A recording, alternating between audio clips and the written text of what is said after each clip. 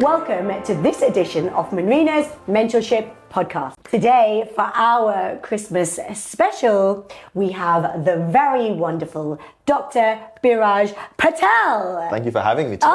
Thank you for coming. He is a fantastic endodontist. I want to say potentially the best endodontist in the country without offending my other endodontists.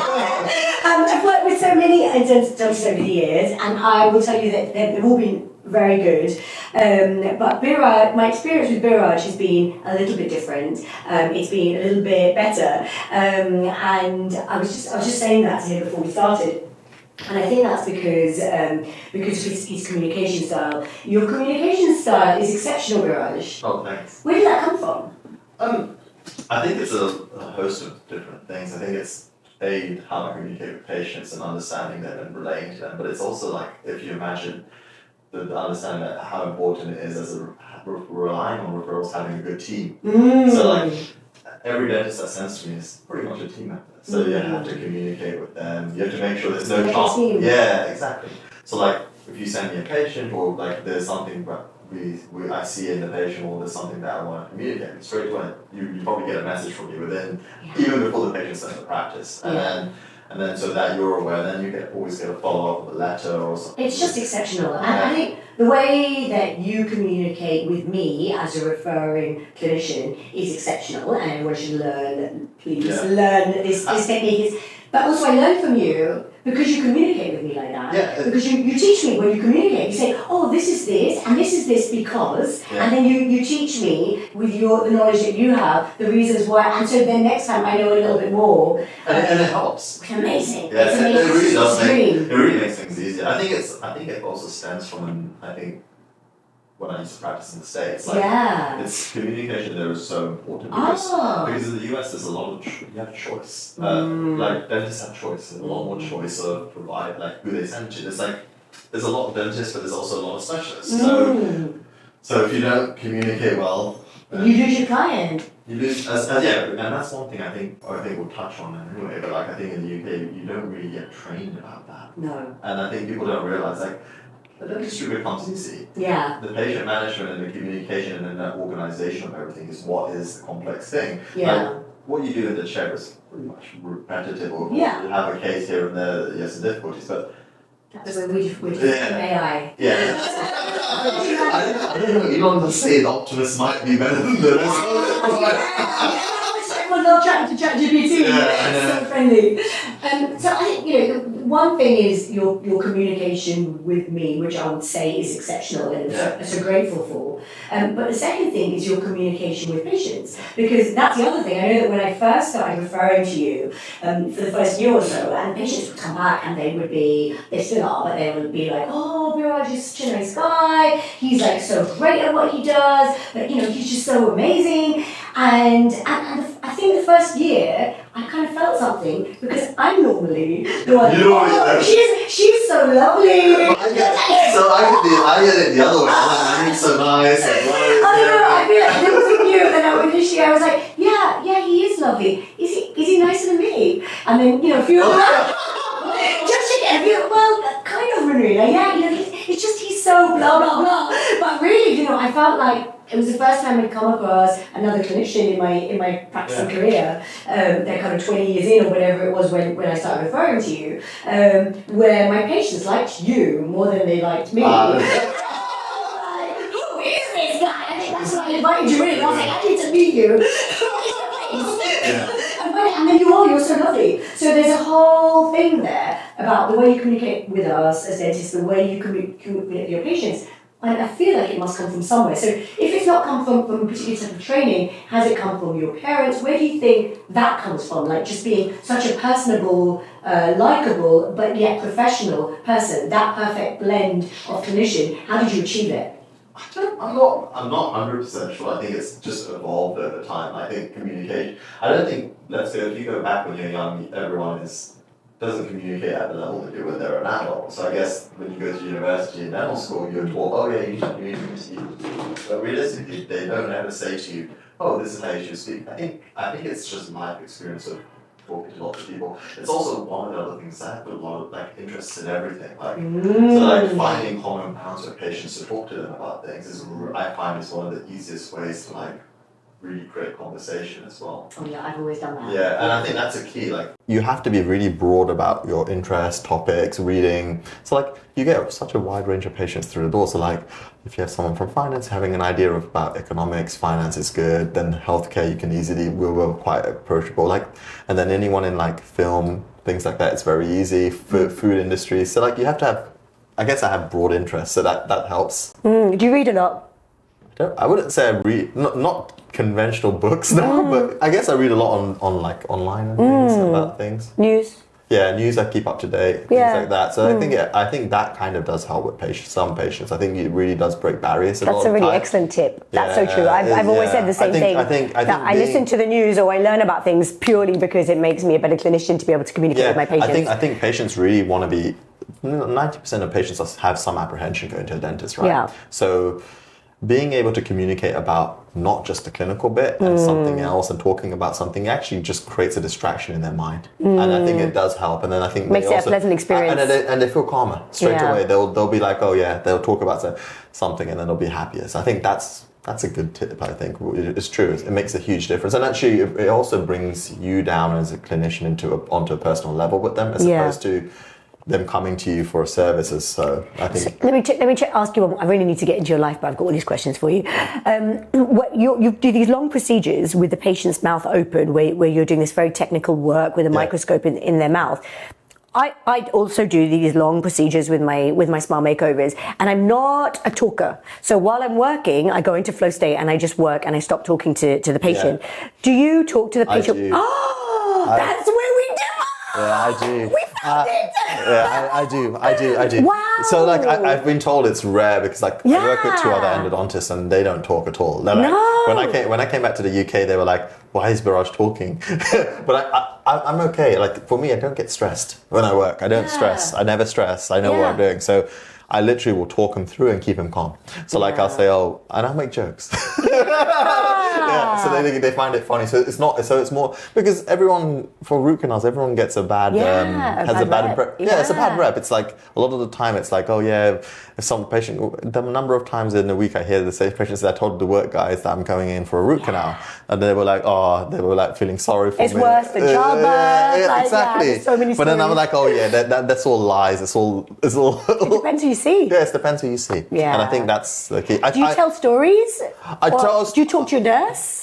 So it depends on what I judge from the patient, right? So if the patient's really relaxed, calm, chilled out, well, I can have a conversation about something interesting with the nurse, and then they listen along, and they always at the end say, "Oh, that was interesting to listen to." Yeah. I will obviously, but if it's a patient that I know is really apprehensive, we try to keep like other stories. There's some patients that just want to know what you're doing, and those ones you have to judge the vibe. Yeah, you have to judge the vibe. Every patient's different, like and you can't just treat everyone the same. No, you can't. No. Yeah. Can we go back to Baby Biraj? Fine. Yeah, let's do it. Okay. So I was Baby Biraj. I was born in London, raised in West London in Greenford and Ealing. Okay. Went to school there. When did dentistry come? I think about 16, 17. How did it come about? So I wanted to do medicine, actually. Yeah. Like most of us do. And then you get realization that it's a hard life in the UK as a doctor.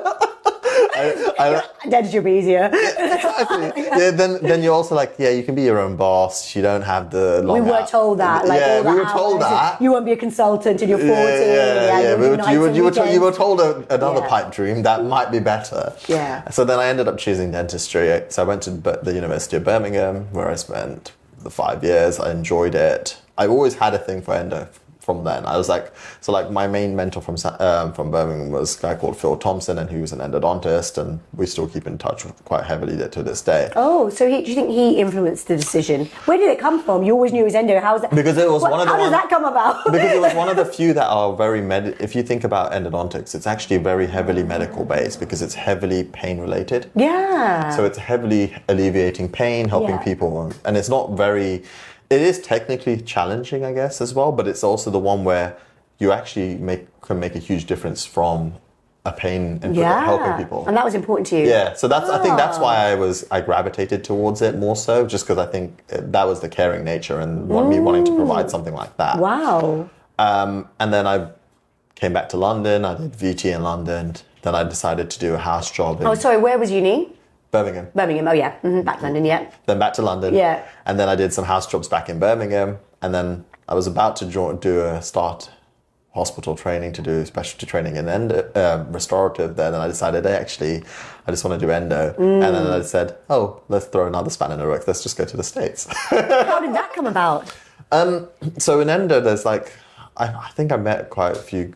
I think I met Julian at one point then, who I work with now, who I actually train in the States. So the concept of how you talk to me about certain things, the way you're trained in the States is very different. And then I spent some time there and I was just blown away. I spent a week in San Antonio and I was like, the way they talk about pain and different aspects of endo just made me think, okay, it's very different. So then I ended up moving to Texas for training, which was great. It was intense, long hours. You start early in the morning, finish late, lots of patients, lots of volume, lots of treatment cases. So it gets you confident.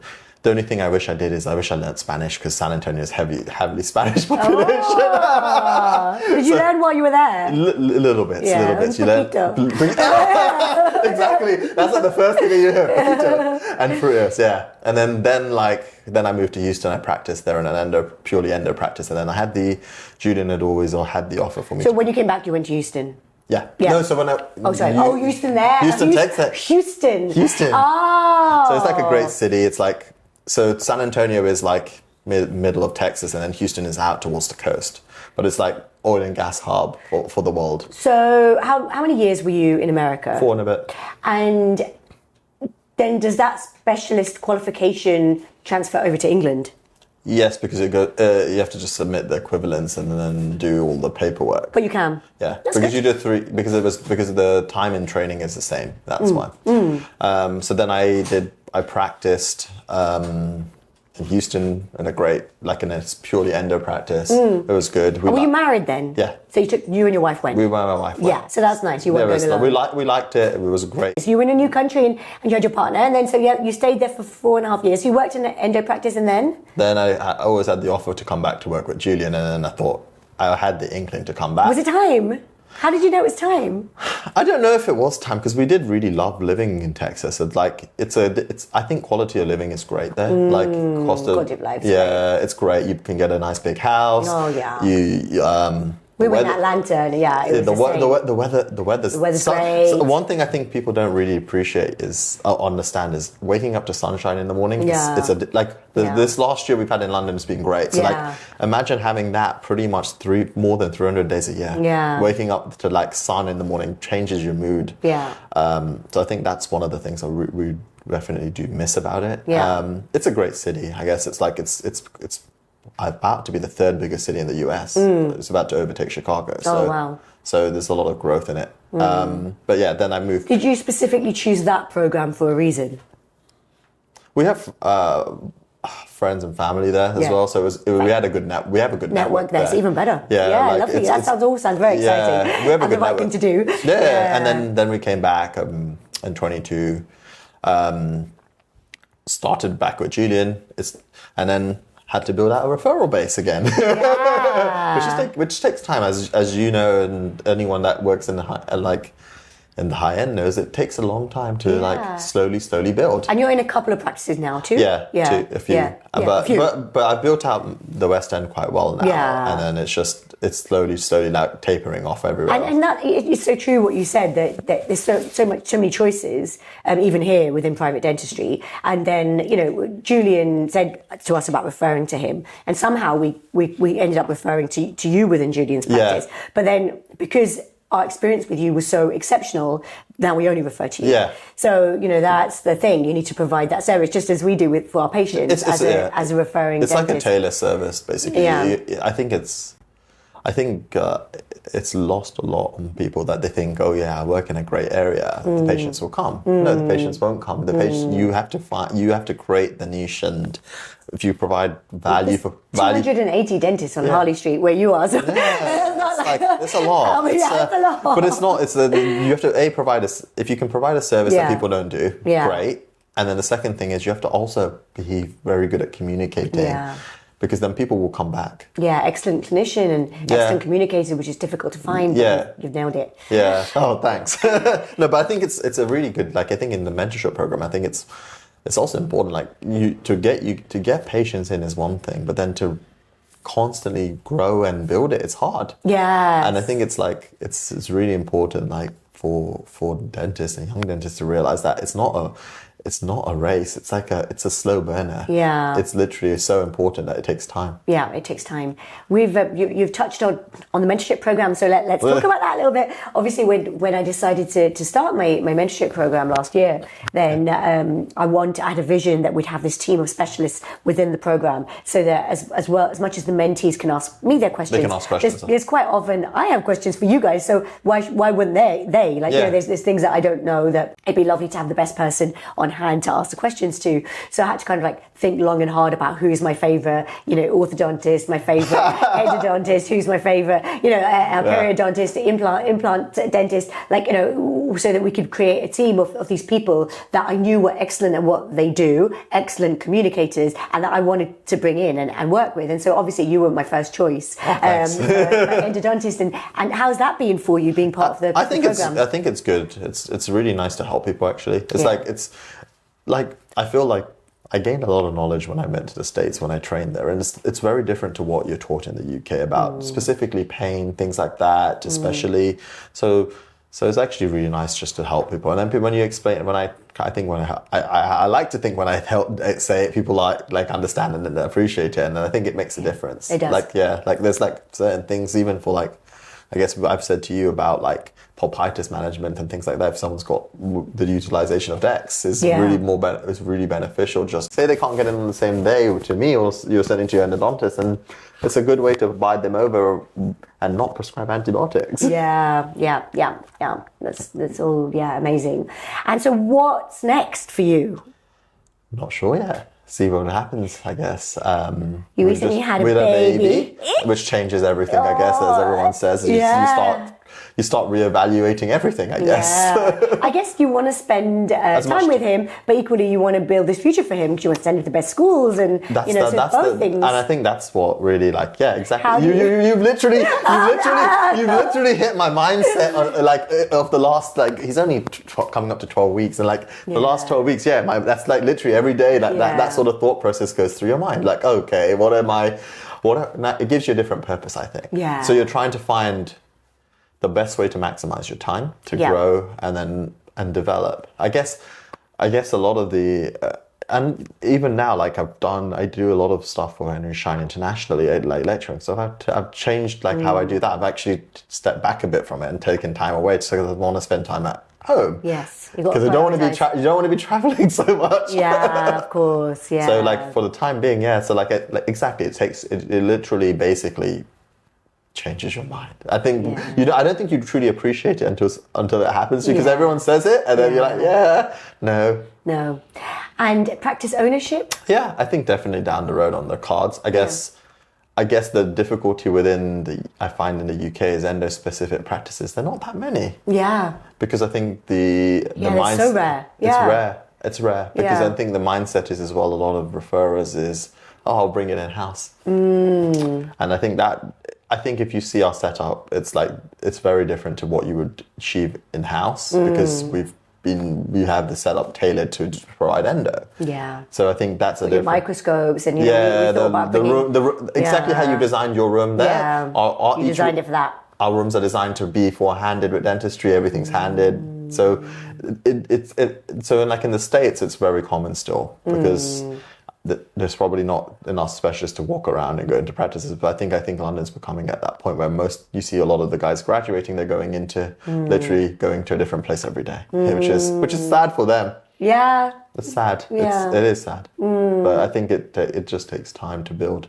But with the way dentistry is evolving, and I was speaking to a young dental student recently, and they were saying how they wanted to be an orthodontist potentially when they were older, and I was like, ortho's really changing, and there's more general dentists doing Invisalign, and so I don't know what's going to happen to that profession. So just kind of keep it up. Doesn't mean that you can't be one, but it might not be as much call for it. So what's happening, I think, is it's you're getting the more complex stuff. Yeah, you truly are tailoring to the time. Like even now, like I'd say I see if you go practice to practice, they do a lot of primary endos because most dentists send it. Unless I get, the good thing is Manrina doesn't do any endos. So I get everything. Manrina is like my favorite referrer because it's pretty much single central. It's like it's no sweat, it's easy. So Manrina is like an A plus referrer. Like there's tier. But then you get the referrers that have an endo in-house that doesn't do the complex work, that then sends it out. So then you get the level of work then changes. So then I think that's what's going to happen in all the specialties. All the hard, as more and more are going into practices, then all the hard work will get dilated, will get concentrated out. So I think that's where the market might be for some specialists afterwards. And do you think... I tend to say to patients, if they need a root canal, and obviously we always refer them to you, but say, our clients travel from all over the world. And so if they can't come for whatever reason to London, and sometimes they still do fly in to come and see you, then we'll say, we'll find an endodontist. Don't go to a dentist for this, go to an endodontist. And if you see an endodontist, you're almost guaranteed that you'll get a certain level. Yeah, you're going to get... And would you agree with that? Obviously, not all endodontists are equal, but they are at least technically you should expect a certain level. Yeah. Yeah, you'd hope so. Yeah. There's never a 100% guarantee, right? You'd hope everything is perfect, but I'd assume so. Like, I think generally you do ask me if they're going back somewhere, and I normally have someone somewhere that I will have so. And and I can always advise. Like, there's always someone somewhere that I know of. That you know that they're a good person to send to. Yeah, but like I said, it's like you'd hope so. Yeah, it's the same with everything else, right? Yeah, I think with dentistry, it's more varied. You can't just kind of be like every hygienist is good, but you can't be like every dentist is good, even though they've got a dentist. But I think, but Manrina, it's not a unique problem to the UK, right? It's a global issue, I guess. It's like, because I think healthcare can't be standardized. It's humans, I guess. That's that is the variability within health provision of healthcare, right? Human ability and human. So what's happening, do you think, with AI and robots? So I think with AI and robots, I think first we'll start seeing it in medical, and I think the interesting thing is going to be I think the first avenue is who trains. It's because AI is not just truly artificial learning. It's actually, they have to learn by machine learning. So it's who trains them for the first inputs and that creates the first standard is important, right? So and then over time it will learn. But then will it get to the point of a highly exceptional clinician or not? I don't know yet, unless it has that input from there. In terms of dentistry, I think we'll soon, in 10 years, probably have some sort of Five, yeah. I've seen some of the robotics for implants and stuff, and they're already there. Yeah. So, and someone said to me the other day that works in AI, he goes, what you're seeing today is the worst it will be. Yeah. Which is scary. Which is scary. I don't know about endo. I think it will come. But hopefully I'll be retired by then. Are you retiring in the next 5 years? No. I wish. So we always like to round these sessions up with one piece of advice that you could give our listeners, so dental professionals that are listening to you. Biraj, share your wisdom.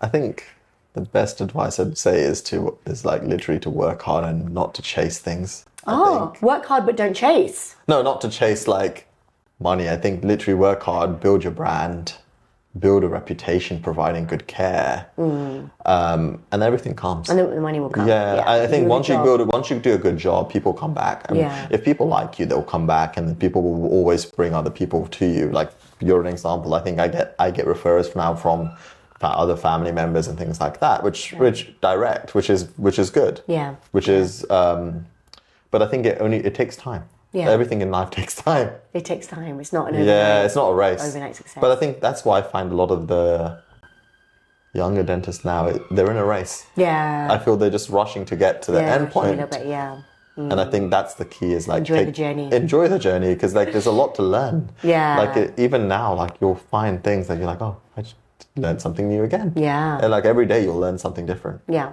Yeah. So I think it's not like dentistry is not a race. It's a lifelong. marathon. It's a marathon because it definitely is. Yeah. Biraj, Thank you. what a pleasure. Thank you for having me. Thank you for being on our Christmas special. Thank you. Thanks.